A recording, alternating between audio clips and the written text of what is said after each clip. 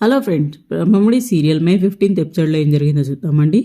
Last ఎపిసోడ్లో రాజ్ కావ్య ఇంటికి వస్తాడు కదా, అక్కడి నుంచి ఇంటికి వెళ్ళి యామినికి అబద్ధం చెప్తాడు అనమాట, పెళ్లి కార్డులు వెళ్ళాలని చెప్పి. కానీ కావ్యకు ఫోన్ చేయగానే కావ్య నిజం చెప్తుంది. ఈరోజు ఎపిసోడ్లో జరగబోయేది ఇదే ఎపిసోడ్. ఎవరైనా కొత్తగా చూస్తున్నట్లయితే మన ఛానల్ సబ్స్క్రైబ్ చేసుకోండి, వీడియోస్ లైక్ చేయడం మాత్రం అస్సలు మర్చిపోద్దు.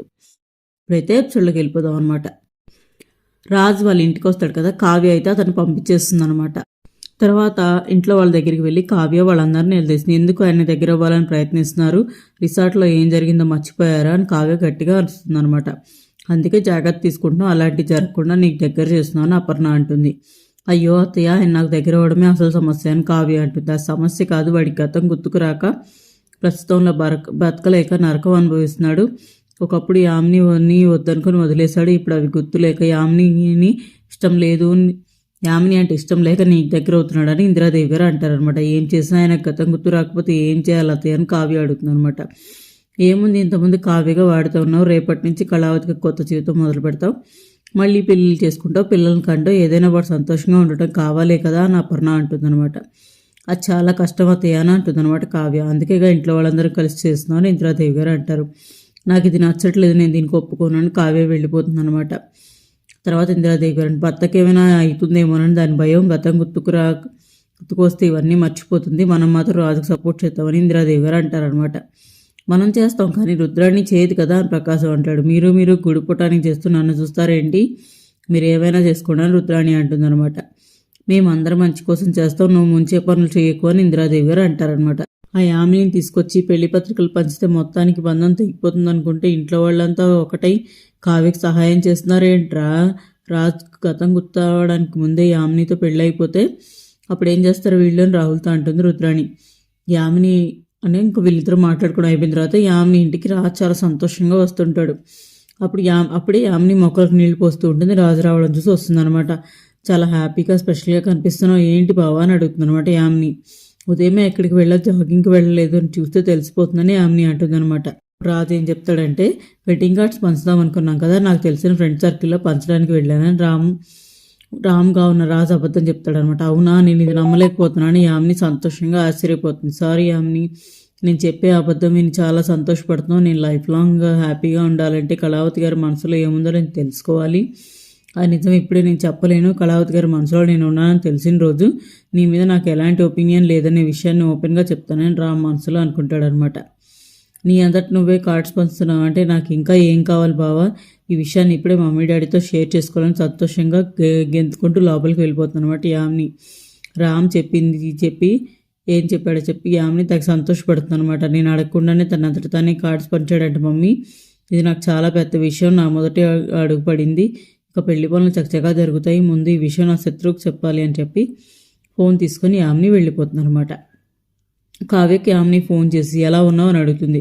ఇక నుంచి ప్రతిక్షణం హ్యాపీగా ఉండబోతున్నాను, నాకు కాబోయే శ్రీవారు నీ ఎక్స్ బాయ్ ఫ్రెండ్ ఏం చేశాడో తెలుసా అని పెళ్లి పత్రిక స్వయంగా పంచుతున్నాడని యామిని చెప్తుంది అనమాట. ఏంటి గుండెల్లో బాంబు పడిందా, ఇలాంటివి చాలా పడుతుంటే తట్టుకోవడానికి సిద్ధంగా ఉండు అని యామిని అంటుంది అనమాట కావ్యని. నేను ఒక బాంబు పేలిస్తున్నా, తట్టుకోవడానికి నువ్వు సిద్ధంగా ఉండు. నీ ఇంటికి హుషారుగా వచ్చిన మా ఆయన అప్పటికి ఇప్పటికీ మా ఆయనే, పొద్దున్నే ఆయన వచ్చింది ఎక్కడికో తెలుసా, మా ఇంటికే. నేను దూరం పెడుతున్నానని తెలిసి నాకంటే ముందు నా ఫ్యామిలీని బుట్టలో వేసుకోవడం మొదలుపెట్టారు. ఇక మా వాళ్ళు తిరిగి వచ్చిన బిడ్డకు మర్యాదలు చేస్తూ సంతోషంతో మురిసిపోయారని కావ్య చెప్తుందనమాట. దాంతో యామినికి పెద్ద షాక్ తగిలినట్టు, ఇప్పుడు చెప్పు, నీ పెళ్ళి గ్రీన్ సిగ్నల్ పడ్డట రెడ్ సిగ్నల్ పడినట్లా, ఇంతో చెప్పిన పెళ్లి పత్రికలు ఏట్లో ముంచాడో తెలుసుకో, ముందు పెట్టే ఫోన్ అని కాల్ కట్టేస్తుంది అనమాట కావ్య. దాంతో యామిని షాక్ అవుతుంది అనమాట. నా దారిలోకి వచ్చినట్లే చేస్తూ తన దారి క్లియర్ చేసుకుంటాడా, నన్ను ఇంత మోసం చేస్తాడని యామిని అనుకుంటుంది. ఇంకోవైపు కావ్యని పిలిచి ఇంట్లో వాళ్ళందరూ పిలిచి, రాజు రావడం నీకు నచ్చలేదని అర్థమైంది, కానీ నీకు ఇది ఇబ్బంది కలిగించిన రాజు ఇంటికి వస్తూనే ఉంటాడని తాతయ్య గారు చెప్తారనమాట. ఇప్పటికే ఆయన ప్రాణాలతో చెలగాటం ఆడారు, మళ్ళీ అలా చేయలు, మీ అందరి మాటలు విని ఆయన రిస్క్లో పడేసాను, మళ్ళీ అలా చేయను అని కావ్య అంటుందన్నమాట. ఆలస్యం చేస్తే వాడు మనకు శాశ్వతంగా దూరం అవుతాడని ఇందిరాదేవి గారు అంటారు. ఇంకోసారి అలాంటి అపశృతులు కలగకుండా వాడికి గతం గుర్తు చేస్తే సరిపోతుంది కదా సీతారామయ్య గారు అంటారు. నేను ఆయనకు దగ్గరగా ఉండటమే ఆయనకు ప్రమాదం అని రాజు అంటాడనమాట. ఆయన ప్రమాదం అని కావ్య అంటుంది. అది మేం చూసుకుంటాం, కానీ నువ్వు ఒకటి చేయాలి, రేపటి నుంచి వాడు ఎంత ప్రేమ చూపించినా నువ్వు దూరంగా ఉండాలి. అప్పుడే నీకోసం ఇంకా ప్రయత్నిస్తాడు, వాడి గురించి వాడు తెలుసుకుంటాడని సీతారామయ్య గారు సలహా ఇస్తాడనమాట. దయచేసి ఇలాంటి పరీక్ష నాకు పెట్టకండి అని కావ్య అంటే, ఇది ఒకటే మార్గం అమ్మ, నువ్వు ఒక్కదానివే మాకు ఆశ అని సీతారామయ్య గారు అంటారనమాట. మా ఆశల మీద నీళ్లు చల్లకు, వాడి గతాన్ని వాడే తెలుసుకునేలా ప్రయత్నిద్దాం, నువ్వు మాత్రం మౌనంగా చూస్తూ ఉండి, ఇదొకటే నీ నుంచి ఆశించేది అని చెప్పి అపర్ణ చెప్పి వెళ్ళిపోతుంది అనమాట. ఆ తర్వాత రాత్రిపూట కళ్యాణ్ ఏదో రాసుకుంటూ ఉంటాడు అనమాట. అప్పుడే దానిలక్ష్మి సాయంత్రం నుంచి రాసుకుంటూనే ఉన్నావు, అప్పుడు ఆకలి లేదన్నావు, ఇప్పుడైనా తింటావా అని అడుగుతుంది అనమాట. అప్పుడు లేదు, ఇప్పుడు చాలా ఆకలిగా ఉందమ్మా అని కళ్యాణ్ అంటాడు. మరి తినచ్చు కదరా అని దానిలక్ష్మి అంటే, తను రావాలి కదా అంటాడు. ఎవరు అంటే అప్పు రావాలి కదమ్మా అని కళ్యాణ్ అంటాడు. తన కోసం రా, ఎందుకురా వెయిట్ చేయడం అని దానిలక్ష్మి అడిగితే, అమ్మా నువ్వు చిన్నప్పుడు నాన్న కోసం ఎందుకు వెయిట్ చేసేదాని అని అడుగుతాడు కళ్యాణ్.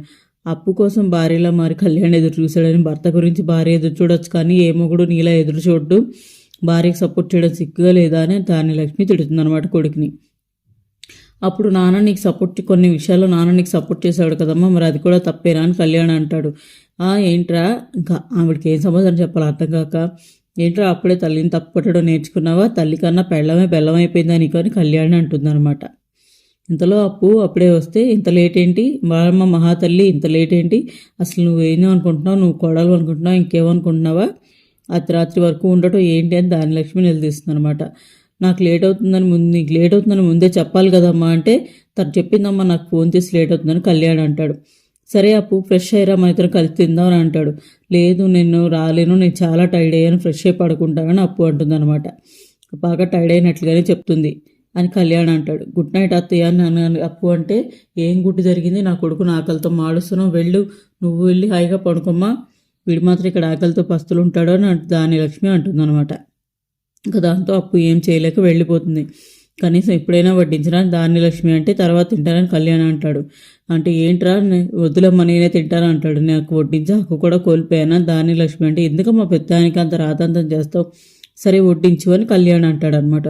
అవసరం లేదు, ఇంతలా అడుక్కున్నాక నేను నీకు వడ్డించాల్సిన అవసరం లేదని చెప్పి దానిలక్ష్మి వెళ్ళిపోతుంది. మళ్ళీ కావ్య తన బాధని కృష్ణుడితో చెప్పుకోవడానికి వెళ్తుందనమాట. అక్కడ కూర్చొని, ఏంటయ్యా కృష్ణయ్య నాకు ఈ బాధ అని మొరపెట్టుకుంటుంది. ఆయనకి ఏమైనా జరిగితే నేను ప్రాణాలతో ఉండను, ఆయనకి ఏమీ జరగకుండా నువ్వే చూడాలి, గతం గుర్తొచ్చేలా చూడాలి, ఆయనకి ఏదైనా జరిగితే నేను మాత్రం ఉండను అని చెప్పి కావ్య అక్కడి నుంచి వెళ్ళిపోతుంది అనమాట. ఇటుపక్క రకరకాల డ్రెస్సులు వేసుకుంటూ కళావతి గారిని ఇంప్రెస్ చేయడానికి అని చెప్పి మారుస్తూ ఉంటాడు అనమాట. ఇదేం డ్రెస్రా అని చెప్పేసి ఇంకా మార్చుకుంటూ ఆ తర్వాత సీరియల్ అయిపోతుంది. కమింగ్ అప్లో ఏం జరుగుతుందంటే, రుద్రాణి యామినికి ఫోన్ చేసి, వాడు ఈరోజు వస్తాడు కదా, వచ్చినప్పుడు వాళ్ళ పెళ్లి కూడా చూపిస్తాను, అప్పుడు వాళ్ళకే తెలుస్తుంది ఎందుకు పెళ్లి చేసుకున్నాడు, ఎవరిని పెళ్లి చేసుకున్నాడు అనేది అని చెప్పి పెళ్లి ఫోటో తీసి చూస్తుందన్నమాట. మరి చూద్దాం, రేపు రాజు రాగానే పెళ్లి ఫోటో చూపిస్తుందా, రుద్రాణి ఏ రకమైన బాంబు పేల్చబోతుంది అనేది రేపు ఎపిసోడ్లో చూద్దామండి. ఈరోజు ఎపిసోడ్ ఇక్కడితో అయిపోయింది. ఎపిసోడ్ మీకు నచ్చినట్లయితే మన ఛానల్ సబ్స్క్రైబ్ చేసుకోండి, వీడియోస్ లైక్ చేయడం మాత్రం అస్సలు మర్చిపోతుంది. Thank you so much for watching.